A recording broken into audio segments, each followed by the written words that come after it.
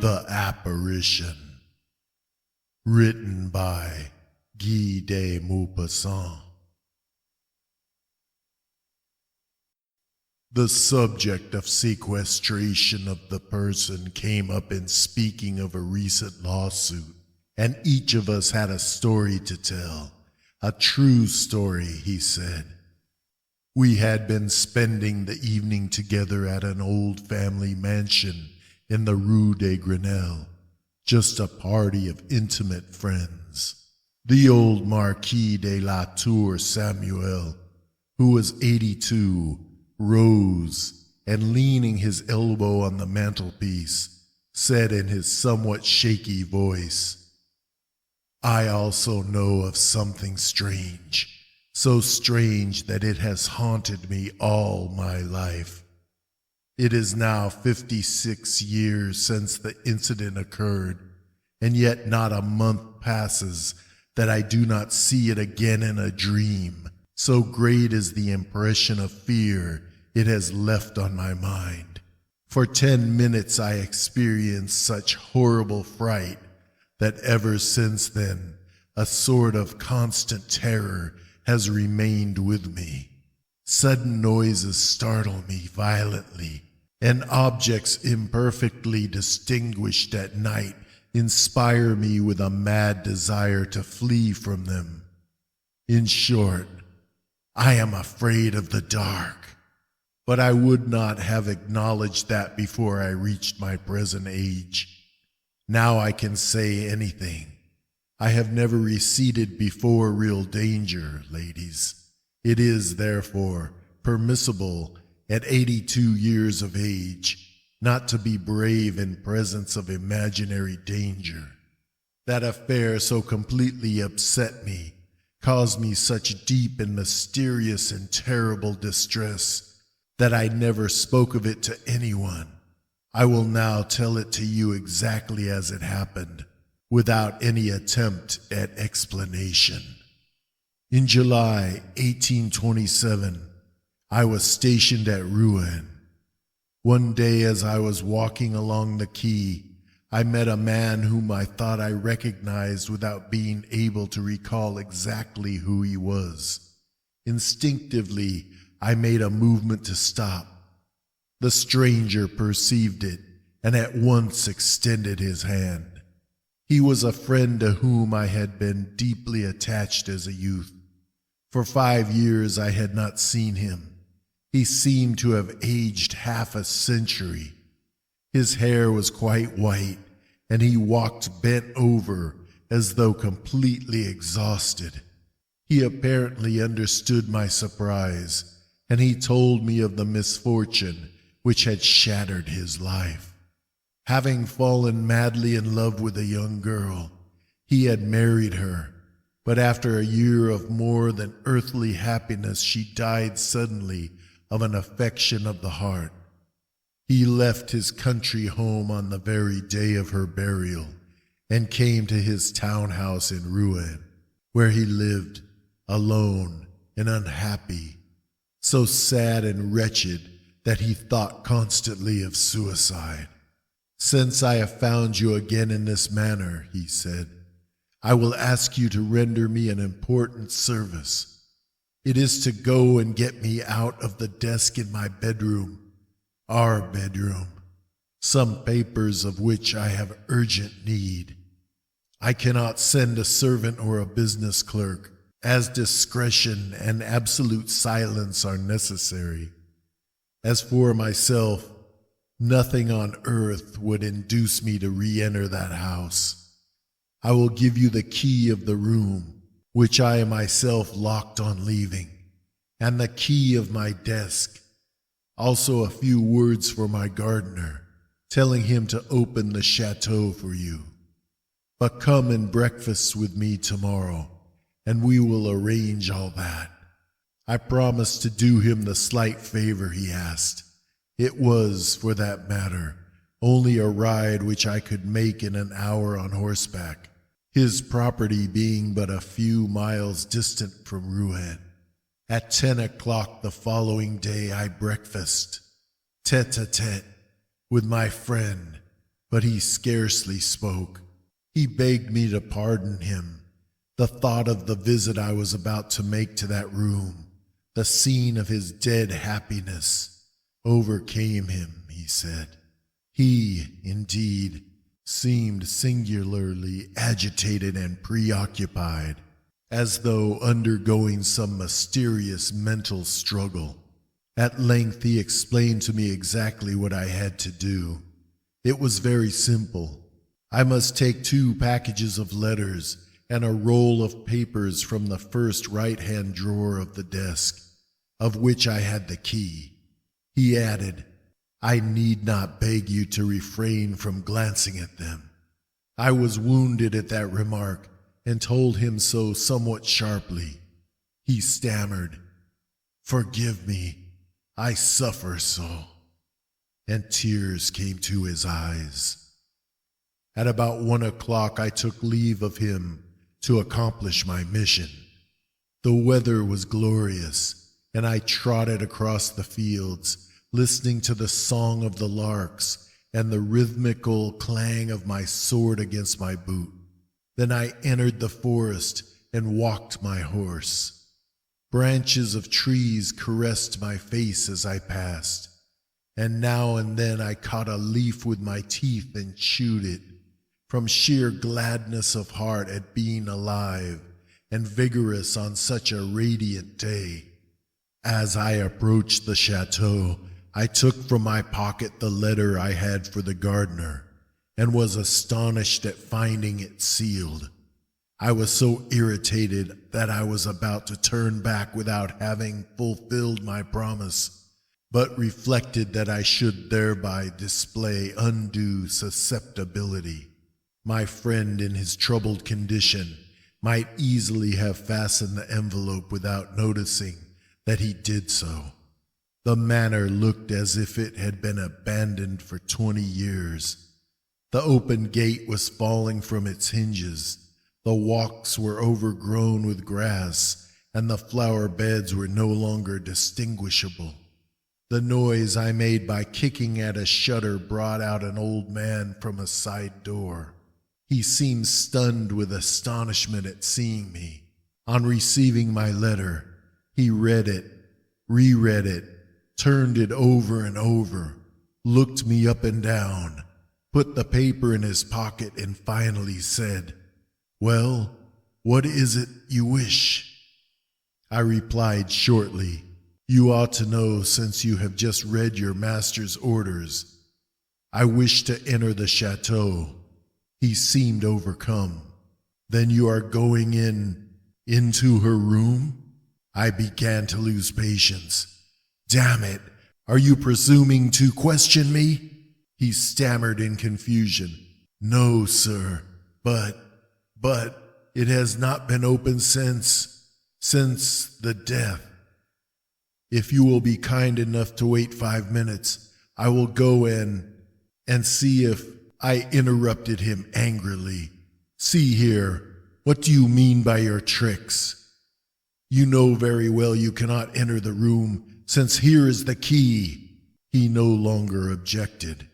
"Then, sir, I will show you the way. Show me the staircase and leave me. I'll find my way without you. But, sir, indeed." This time I lost patience, and pushing him aside, went into the house.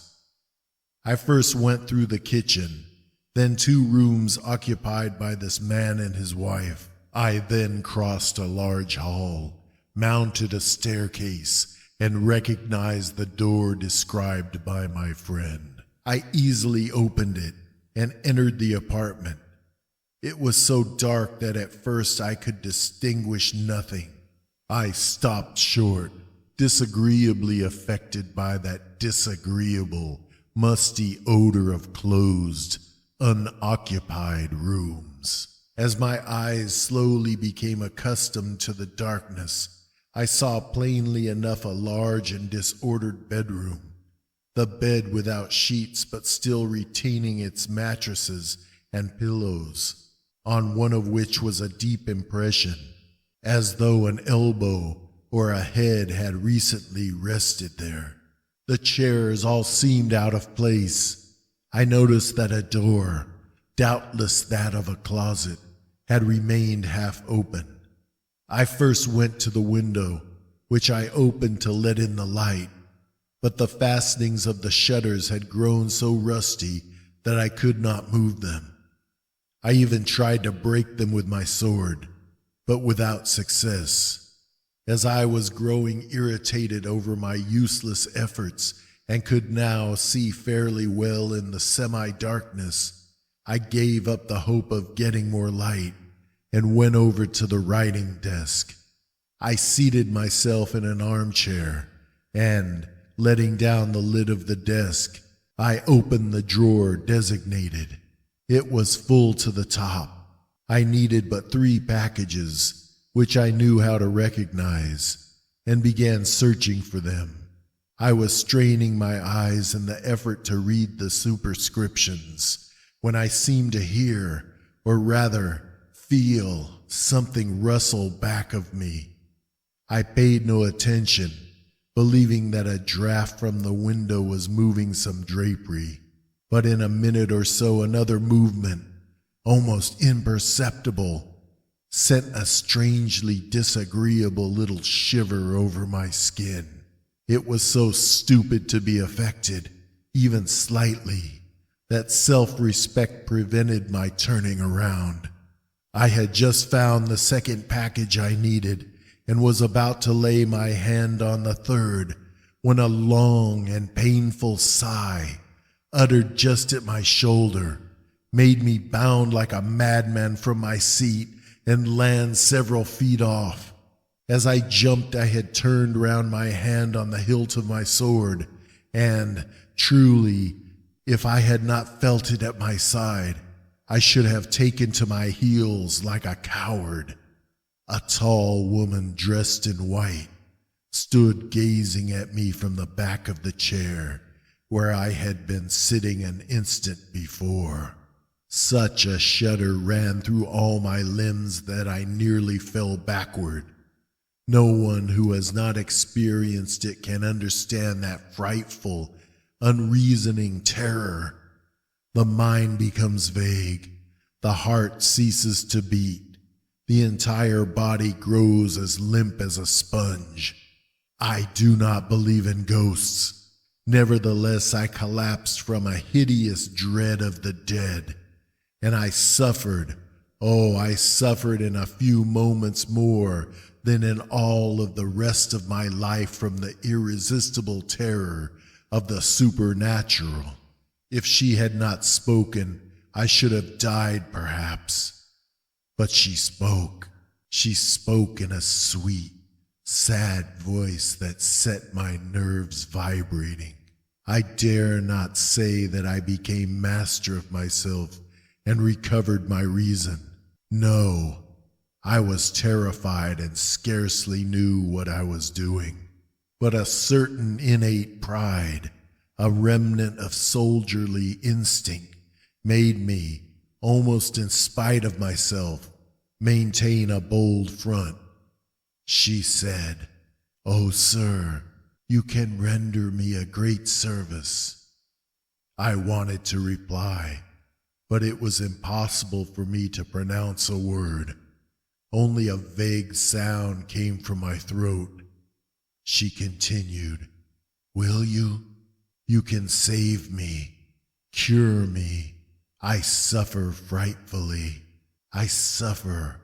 Oh, how I suffer." And she slowly seated herself in my armchair, still looking at me. "Will you?" she said. I nodded in assent, my voice still being paralyzed.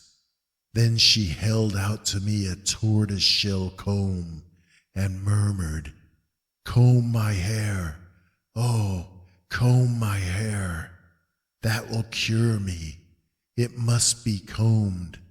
Look at my head, how I suffer, and my hair pulls so."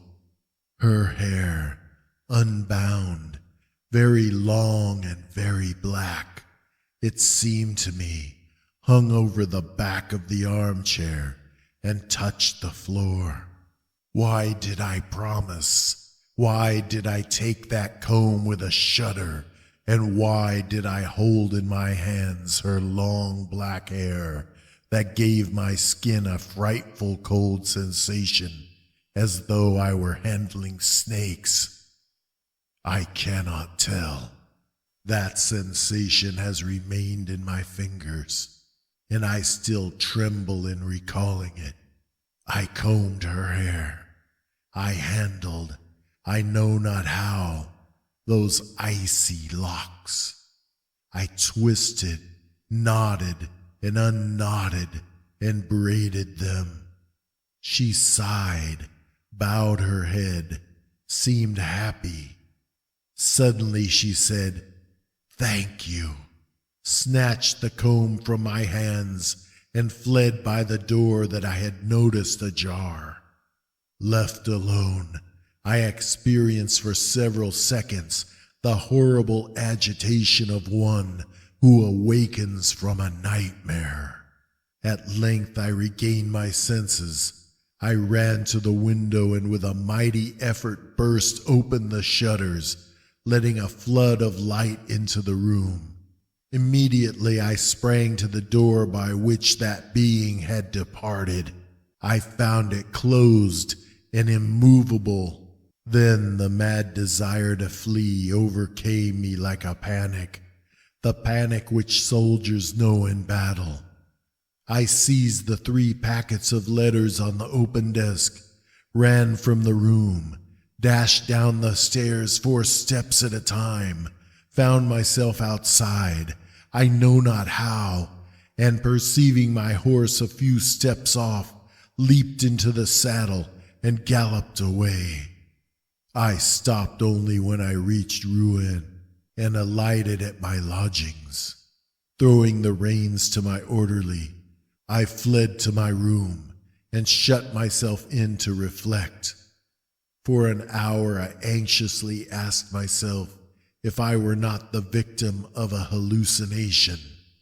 Undoubtedly, I had had one of those incomprehensible nervous attacks, those exaltations of mind that give rise to visions and are the stronghold of the supernatural. And I was about to believe I had seen a vision, had a hallucination, when, as I approached the window, my eyes fell by chance upon my breast. My military cape was covered with long, black hairs. One by one, with trembling fingers, I plucked them off and threw them away. Then I called to my orderly. I was too disturbed, too upset to go and see my friend that day, and I also wished to reflect more fully upon what I ought to tell him. I sent him his letters, for which he gave the soldier a receipt. He asked after me most particularly, and, on being told I was ill, had had a sunstroke, appeared exceedingly anxious. Next morning I went to him, determined to tell him the truth. He had gone out the evening before and had not yet returned. I called again during the day. My friend was still absent. After waiting a week longer without news of him, I notified the authorities and a judicial search was instituted. Not the slightest trace of his whereabouts or manner of disappearance was discovered. A minute inspection of the abandoned chateau revealed nothing of a suspicious character. There was no indication that a woman had been concealed there. After fruitless researches, all further efforts were abandoned, and for 56 years I have heard nothing. I know no more than before.